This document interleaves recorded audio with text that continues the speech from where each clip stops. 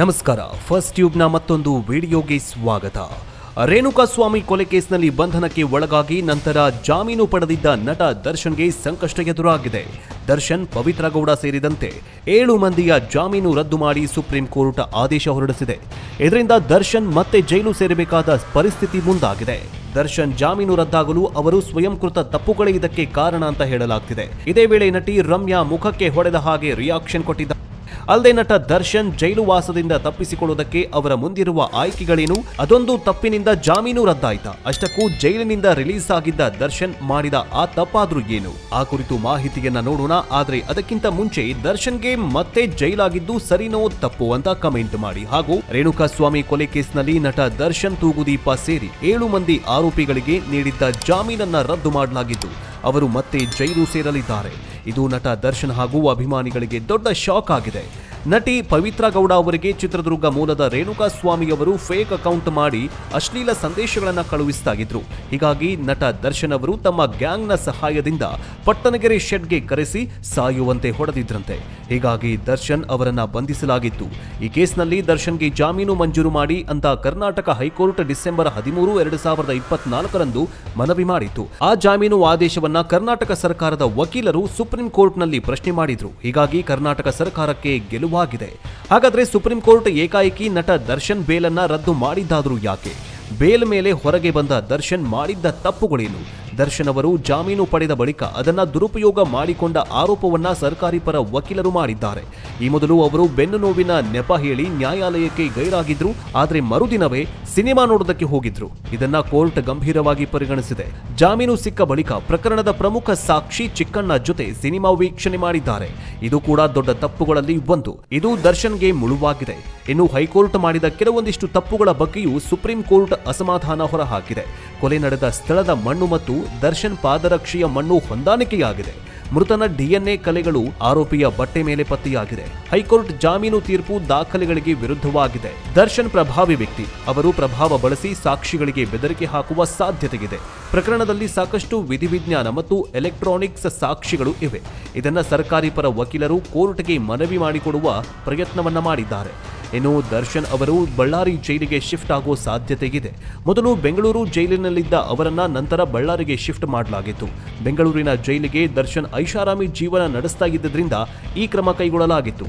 ಈಗ ಅವರು ಬಳ್ಳಾರಿ ಜೈಲಿಗೆ ಶಿಫ್ಟ್ ಆಗೋ ಸಾಧ್ಯತೆ ಇದೆ. ಹಾಗಾದ್ರೆ ನಟ ದರ್ಶನ್ ಅಂಡ್ ಗ್ಯಾಂಗ್ ಮುಂದಿರುವ ಆಯ್ಕೆಗಳು ಏನು ಅನ್ನೋ ಚರ್ಚೆ ನಡೀತಾ ಇದೆ. ದರ್ಶನ್ ಅಂಡ್ ಗ್ಯಾಂಗ್ ತಮ್ಮ ವಿರುದ್ಧದ ಕೇಸ್ ರದ್ದತಿ ಎಂದ್ರೆ FIR ರದ್ದು ಕೋರಿ ಹೈಕೋರ್ಟ್ಗೆ ಮೇಲ್ಮನವಿ ಸಲ್ಲಿಸಬಹುದು. ಹೈಕೋರ್ಟ್ ಕೇಸ್ನ ರದ್ದುಪಡಿಸಲು ನಿರಾಕರಿಸಿದ್ರೆ ಕೆಳ ನ್ಯಾಯಾಲಯದಲ್ಲಿ ಕೇಸ್ ಬಗ್ಗೆ ವಿಚಾರಣೆ ನಡೆಯಲಿದೆ. ಆರೋಪಿ ನಟ ದರ್ಶನ್ಗೆ 6 ತಿಂಗಳವರೆಗೂ ಜೈಲು ವಾಸ ಗ್ಯಾರಂಟಿ ಅಂತ ಹೇಳಲಾಗ್ತಿದೆ.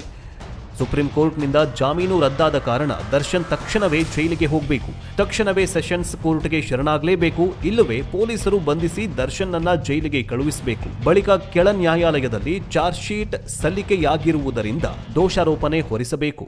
ಆದರೆ ತಮ್ಮ ವಿರುದ್ಧದ ಕೇಸ್ ರದ್ದು ಕೋರಿ ಹೈಕೋರ್ಟ್ಗೆ ಮನವಿ ಸಲ್ಲಿಸುವುದಕ್ಕೆ ದರ್ಶನ್ ಅಂಡ್ ಗ್ಯಾಂಗ್ ನಿರ್ಧಾರ ಕೈಗೊಂಡಿದೆ.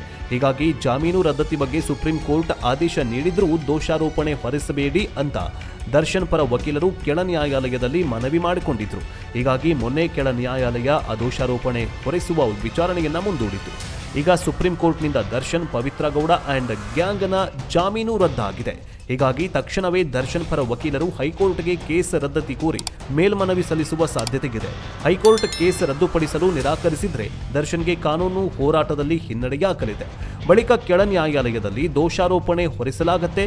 ಕೆಳ ನ್ಯಾಯಾಲಯ ಹೊರಿಸಿದ ದೋಷಾರೋಪಣೆ ಆಧಾರದ ಮೇಲೆ ಕೊಲೆ, ಸಾಕ್ಷ್ಯನಾಶ, ಕಿಡ್ನಾಪ್ ಆರೋಪಗಳ ಬಗ್ಗೆ ವಿಚಾರಣೆ ಆರಂಭ ಆಗಲಿದೆ. ಕೆಳ ನ್ಯಾಯಾಲಯವು ದರ್ಶನ್ ವಿರುದ್ಧ ಯಾವ್ಯಾವ ಸೆಕ್ಷನ್ಗಳನ್ನ ಅಡಿಯಲ್ಲಿ ವಿಚಾರಣೆ ನಡೆಸಬೇಕು ಅಂತ ಚಾರ್ಜ್ ಶೀಟ್ ಆಧಾರದ ಮೇಲೆ ದೋಷಾರೋಪಣೆ ಹೊರಿಸುತ್ತೆ. ಈ ಸೆಕ್ಷನ್ಗಳ ಅಡಿ ದರ್ಶನ್ ಅಪರಾಧ ಮಾಡಿದ್ದಾರೋ ಇಲ್ವೋ ಎಂಬ ಬಗ್ಗೆ ಕೆಳ ನ್ಯಾಯಾಲಯದಲ್ಲಿ ವಾದ ಪ್ರತಿವಾದ ನಡೆಯಲಿದೆ. ಕೆಳ ನ್ಯಾಯಾಲಯದಲ್ಲಿ ಮುಂದಿನ 6 ತಿಂಗಳಲ್ಲಿ ವಿಚಾರಣೆ ಪೂರ್ಣಗೊಳಿಸಲು ಪ್ರಾಸಿಕ್ಯೂಷನ್ ನಿರ್ಧಾರ ಕೈಗೊಳ್ಳಲಿದೆ.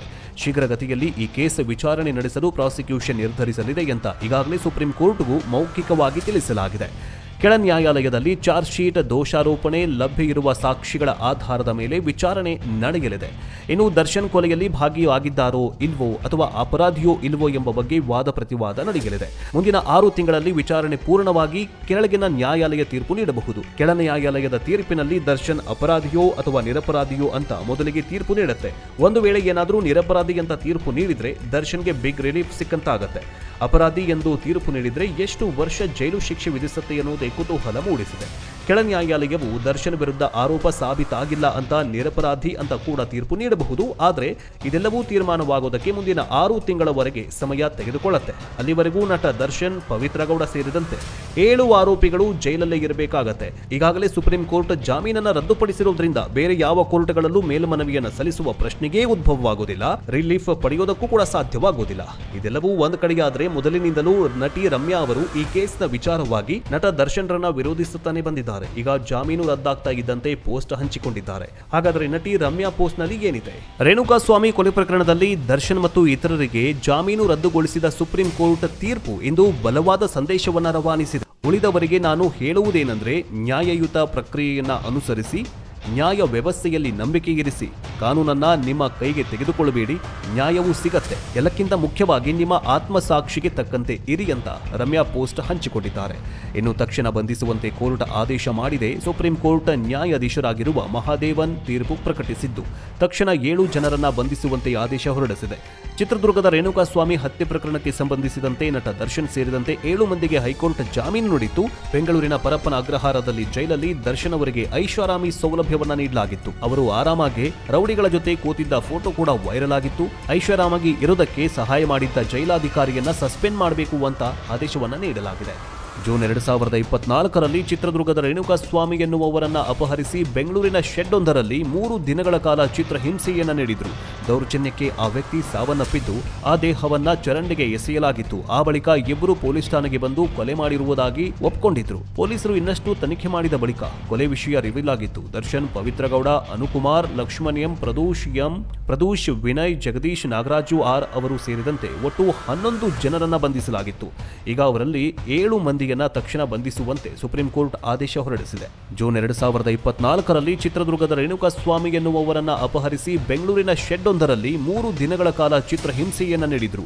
ದೌರ್ಜನ್ಯಕ್ಕೆ ಆ ವ್ಯಕ್ತಿ ಸಾವನ್ನಪ್ಪಿದ್ದು ಆ ದೇಹವನ್ನ ಚರಂಡಿಗೆ ಎಸೆಯಲಾಗಿತ್ತು. ಆ ಬಳಿಕ ಇಬ್ಬರು ಪೊಲೀಸ್ ಠಾಣೆಗೆ ಬಂದು ಕೊಲೆ ಮಾಡಿರುವುದಾಗಿ ಒಪ್ಕೊಂಡಿದ್ರು. ಪೊಲೀಸರು ಇನ್ನಷ್ಟು ತನಿಖೆ ಮಾಡಿದ ಬಳಿಕ ಕೊಲೆ ವಿಷಯ ರಿವೀಲ್ ಆಗಿತ್ತು. ದರ್ಶನ್, ಪವಿತ್ರ ಗೌಡ, ಅನುಕುಮಾರ್, ಲಕ್ಷ್ಮಣ್ ಎಂ, ಪ್ರದೂಷ್, ವಿನಯ್, ಜಗದೀಶ್, ನಾಗರಾಜು ಆರ್ ಅವರು ಸೇರಿದಂತೆ ಒಟ್ಟು 11 ಜನರನ್ನ ಬಂಧಿಸಲಾಗಿತ್ತು.